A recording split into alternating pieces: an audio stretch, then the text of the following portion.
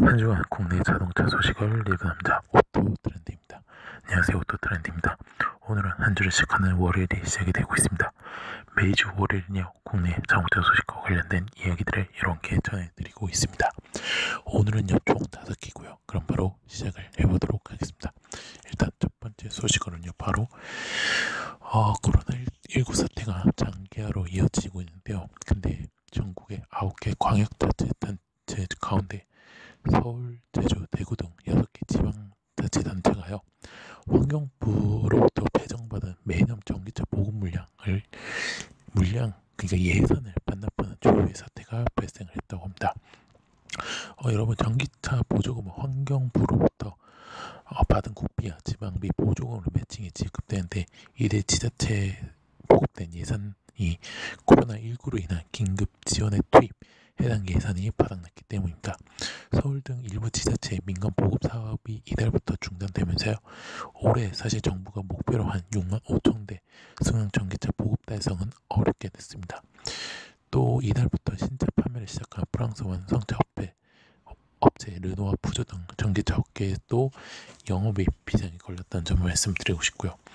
사실 올해 환경부는요, 승용 전기차 6만 5천 대를 보급할 목적이 있습니다. 그래서 원래 보통 2번 나눠서 합니다. 그래서 절반은 1차 시는 2월부터 8월, 그 다음에 2차 시가 9월부터 12월까지 각각 배정할 방침이었는데, 그러나 판매를 급감하면서 1차 배정 물량도 다 채우지 못했다고 합니다. 그러니까 결국 지자체 입장에서는 예산을 책정하지도 못하면서 그냥 2차 추가 물량을 받지 않기로 결정했다는데요. 계획대로라면 9개 광단체 1차 보급 물량 2만 3,578대이지만요. 국비 보조금을 반납하면서 13,184대만 보급할 수 있게 됐다고 합니다. 특히나 사실 애초에 조금 물량이 많았던 제주도도 사실 그냥 코로나19 생기기 전에 이제 7,961대로 신청했다가 1,600대로 줄였고요. 서울시도 한 5천 중반에서 5천 초반으로, 대구시 같은 거 4천 후반에서 1,000 후반대로 각각 줄었다는 점을 말씀을 드리겠고요. 다만 지자체들은 승용 전기차를 줄인 대신에요, 최소 400만 대에서 최대 1,000대 수준의 전기 트럭을 보급할 계획이라고 합니다. 그러니까 이 총 보급량은 6만 5천 대고요. 근데 6만 5천 대 가운데 8만 4,150대는 전기 트럭, 이런 사용차 트럭이라고 합니다. 그래서 이렇게 지금 지자체들도 이제 물량은 반납 절차에 들어가고 있다고 하고요. 서울시는 또 9월 현재 상반기 배정 물량 5,132대 예산을 전부 소진, 올해 말까지는 차량 구매 지원이 어렵게 됐다고 합니다. 그리고 르노와 푸조 같은 경우는 모델 그 조회야 280, 208을 이달부터 판매할 계획이지만 해당 지역 판매가 또 어렵게 됐기 때문에 조금 그렇다는 점을 말씀을 드리도록 하겠습니다. 그래서 이렇게 알아두시면 좋을 것 같습니다. 그래서 코로나19가 빨리 좀 조용해졌으면 하는 바람이 좀 크다는 점을 말씀을 드리고 싶고요. 그 다음 이야기로 넘어가도록 하겠습니다. 그 다음 이야기 바로 한국전기연구원이 국제 전기차 충전 기술협의체인 차린과 전기차 급속 충전 시 발생되는 오류를 해결하기 위한 대규모 국제 시험 행사를 내년 하반기에 개최를 한다고 합니다. 차린은요, 배터리로 구동되는 모든 종류의 전기차 충전 시스템의 국제 표준 개발을 촉진하고 이에 적합한 시험 인증 프로그램을 구축하는 국제 민간 기술 협의체라고 합니다. 이 협의체는요, 포드, 현대기아차, BMW, 다임러, 벤츠, 폭스바겐, GM, 혼다 등 전 세계 주요 전기차 제조사와 충전기 관련 대부분의 업체들이 참여 중이라고 하는데요. 이제 어떻게 보면 이 한국전기연구원과 차린이 이제 대기업과 또 충전기 제조사를 한자리에 모아서 이 기술적 문제를 점검하는 테스티벌을 공동 개최를 한다고 합니다. 그래서 아울러 호환성 확보를 위한 국제적인 표준 국제표준 선도 기반도 마련할 계획이라 하고요.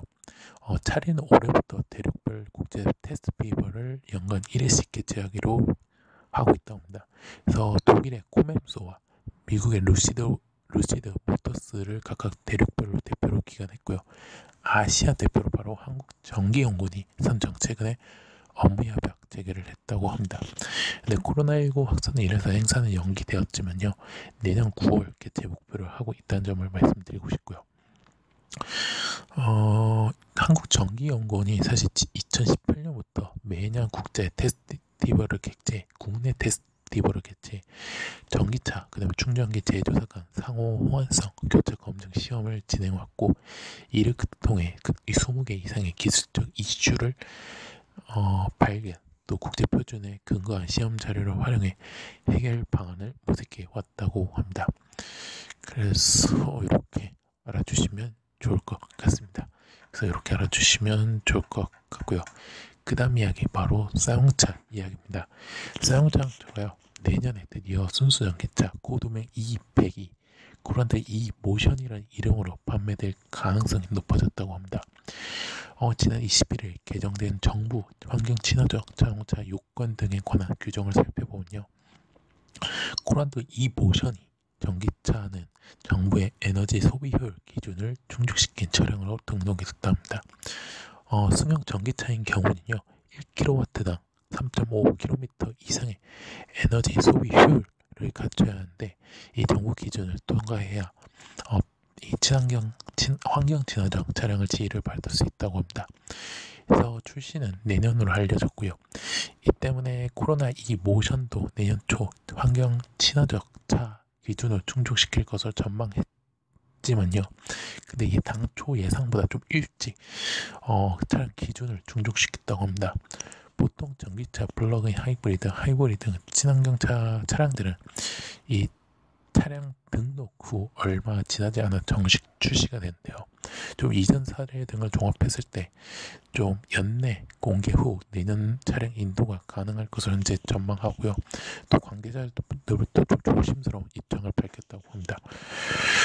그래서 이렇게 알아주시면 좋고, 또 명칭도 출원했고요. 또 올 7월에는 엠블럼까지 등록을 했다고 합니다. 그래서 이렇게 알아주시면 좋을 것 같습니다. 그래서 일단은 지금 배터리 용량은 60kW급 아워에 이상급으로 만들어진다고 하고요. 그래서 주행거리는 400km 이상에 확보하는 것으로 사용자의 목표라고 합니다. 아무래도 배터리는 LG화학 배터리를 쓸 확률이 좀 큽니다. 네, 아무래도 이 쌍차 전기차 얘기했을 때 항상 LG화학계 조금 언론 이야기가 많았었는데, 아무래도 LG화학 배터리를 탑재할 가능성이 크다는 점을 말씀을 드리고 싶습니다. 그래서 이렇게 알아두시면 좋을 것 같고요. 그 다음 이야기 바로 우수 AMS라는 회사가요, 산업통상자원부 기할법 사업재편 계획 대상업체 선정에 쾌거를 달성을 했다고 합니다. 이 회사는요, 자동차 변속기와 엔진 부품을 제조하는 전문 기업이라고 합니다.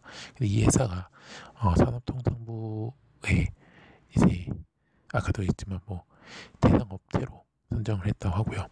그래서 산자부 정승일 차관 주재로 열린 최종 심의위원회에서요, 친환경차 분야의 신산업 진출 유형 16개를 포함한 총 15개 사업 재편 계획을 심의 승인했으며, 이는 특별 기업 활력 제고를 위한 특별법을 적용한 것으로 해당 기업은 각종 세제들을 비롯해 상법, 공정거래법 등 규제의 특례 및 예외 적용을 받게 된다고 합니다.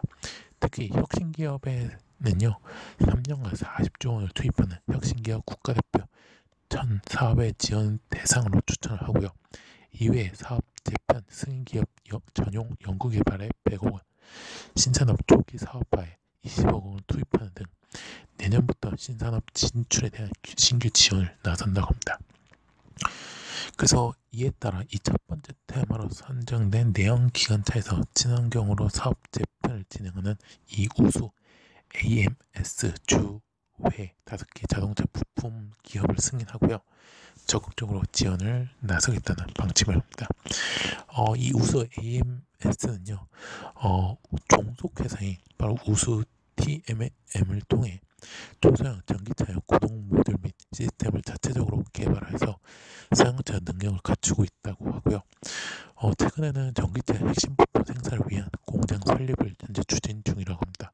그리고 올 6월에는 초소형 전기차 사업을 위해 울산광역시와 업무 협약을 체결하고 실증화 차량을 납품 기술력 인증 바가 있다고 합니다. 그래서 이렇게 알아주시면 좋을 것 같습니다. 그래서 이렇게 알아주시면 좋을 것 같고요. 자, 마지막 이야기 바로 르노 삼성차 이야기입니다. 르노 삼성차의 바로 XM3가요 드디어 해외 시장에 진출을 하게 됐다고 합니다. 그래서 사실 르노 삼성차가 이 해외 물량 확보로 급감했던 수출 실적이 회복할 것으로 보이고 있고요. 그래서 르노그룹이 지난 현지 시간 23일 온라인 공개 행사를 통해 르노 삼성차가 글로벌 프로젝트로 연구 개발한 XM3가요 부산 공장에서 생산돼 내년부터 유럽 시장을 포함한 글로벌 시장에서 판매된다고 공식 발표를 했습니다.